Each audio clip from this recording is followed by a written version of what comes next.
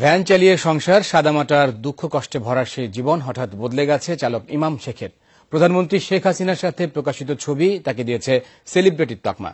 তবে প্রিয় হাসু আপাকে মনের কথাটি না বলার আক্ষেপ রয়েছে তার কণ্ঠে। নাতি নাতনিদের সাথে ভ্যানে চড়েছেন প্রধানমন্ত্রী শেখ হাসিনা। প্রশাসনের শীর্ষ ব্যক্তির এমন সাদামাটা সাধারণ মানুষের মতো আচরণ মুহূর্তে ভাইরাল হয়েছে ইন্টারনেটে। সাথে সাথে সংবাদের বিষয়বস্তুতে পরিণত হয়েছে ভ্যান চালক ইমাম শেখ।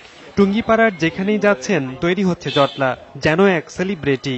পুরো বিষয়টি এখনো স্বপ্নের মতো মনে হচ্ছে ইমামের। তুমি ভ্যান চালাও? পরে আমি বলছি জি আমি ভ্যান চালাই আপা। পরে বললো যে তোমার সব ভ্যান ইঞ্জিল হয়ে গেছে। পরে আমি বললাম জি আপা সব ভ্যান ইঞ্জিল হয়ে গেছে। এখন বলতেছে যে হয়তো তুমি আমার বিদ্যুৎ নষ্ট করতেছো। তারপরে আমি হাসে দিলাম, সেও হাসে দিল। শুধু ইমাম শেখ নয়, প্রধানমন্ত্রীর সাথে ছেলের ছবি দেখে খুশি মাও। পরিচিত জনরাও কম গর্বিত নয় তার জন্য। আমার ছেলে ভ্যানে ঘোরাফেরা করছে, এটাই আমি আনন্দ কি খুশি হয়েছি। ভ্যান তো চালাই টাকা উপার্জন করার জন্য, কিন্তু প্রধানমন্ত্রীর কাছে 500 টাকা তাই সে গ্রহণ করেনি। অর্থাৎ প্রধানমন্ত্রী সে কত সম্মান করছে। অন্য দিনগুলোর মতো গেল শুক্রবার ভ্যান নিয়ে পাটগাতি বাজারে আসেন ইমাম শেখ। কয়েকজন চালকের সাথে ডাক পায় সেও। কথাবার্তার এক পর্যায়ে তাকে চূড়ান্ত করা হয় প্রধানমন্ত্রীর ভ্যান চালক হিসেবে। সেজন্য নিজেকে সৌভাগ্যবান মনে করেন ইমাম। তবে আক্ষেপ একটাই, অনেক কথার ভিড়ে বলা হয়নি আসল কথাটাই। পরিবার আছে, কিন্তু এই পরিবারে আমি কি করে বাঁচাবো? আমি একাই সংসারী। এখন বলবার চাইছিলাম, কিন্তু আমি বলতে সুযোগ পাইনি। কিন্তু ওই সময় বলবো, কিন্তু ওই আপা ভিতরে ঢুকে গেছে বলে আমি বলতে পারিনি। অসুস্থ বাবা মা আর 3 বোনকে নিয়ে টুঙ্গিপাড়ার সর্দার পাড়ায় বসবাস ইমাম শেখের। জীবিকার তাগিদে ঘর ছেড়েছে বড় ভাই, তাই পরিবারের ভরণ পোষণের দায়ভার এখন তার কাঁধেই। রাকিব খান, যমুনা নিউজ। উদারতার পুরস্কার পেলেন প্রধানমন্ত্রীকে বহনকারী সেই ভ্যান চালক ইমাম শেখ। তাকে চাকরি দিয়েছে বাংলাদেশ বিমান বাহিনী। আপনাদের হয়তো মনে আছে, শুক্রবার গোপালগঞ্জের টুঙ্গিপাড়ায় ভ্যানে চড়ে গ্রাম ঘুরে বেরিয়েছিলেন শেখ হাসিনা।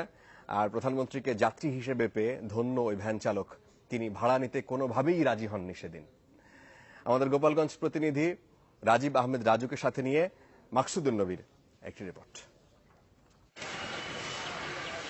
কেউ রাজা, কেউ প্রজা, কেউ যাত্রী, কেউ বা চালক। মানুষে মানুষে এই ভিন্ন জীবনধারাই টিকিয়ে রাখে সমাজের বৈচিত্র্যময় রূপ। তাই একজন ভ্যান চালকের জীবন কখনো আলাদিনের চেরাগের স্বপ্ন বনে না, বরং 10-20 টাকায় যাত্রী বহনের মাঝেই খুঁজে নেয় জীবনের নিত্য ভালো মন্দ। কিন্তু তারপরেও তো কখনো কখনো জীবনটা ধরা দেয় স্বপ্নের মতো করে। তেমনি অবিশ্বাস্য এক ভালো লাগায় ভাসছে টুঙ্গিপাড়ার ভ্যান চালক ইমাম শেখ। জন্মভূমি গোপালগঞ্জে দুদিনের সফরে গিয়ে শুক্রবার ভ্যানে চড়ে গ্রাম ঘুরে বেড়ান প্রধানমন্ত্রী শেখ হাসিনা।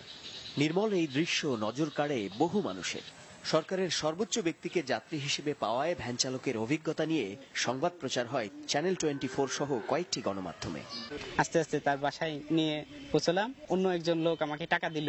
টাকা দেওয়ার পরে আমি বলছি না, আমার আফা উঠছে, আমার তো জীবন ধন্য, আমি টাকা নেব না। পরে অন্য লোক বললো, যখন টাকা নেব না তো তোমার ডিউটি শেষ, তাই তুমি যাও।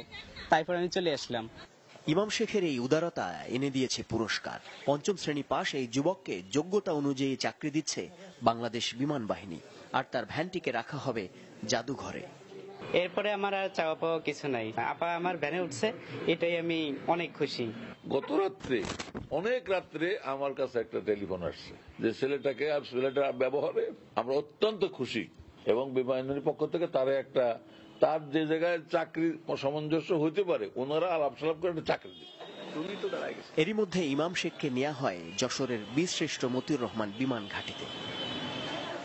স্বপ্নের মতো পাওয়া চাকরিটাতে ভর দিয়ে ভালো থাকুক ইমাম শেখের অসুস্থ বাবা আর 5 ভাই বোনের সংসার। মাকসুদুন নবী, চ্যানেল 24।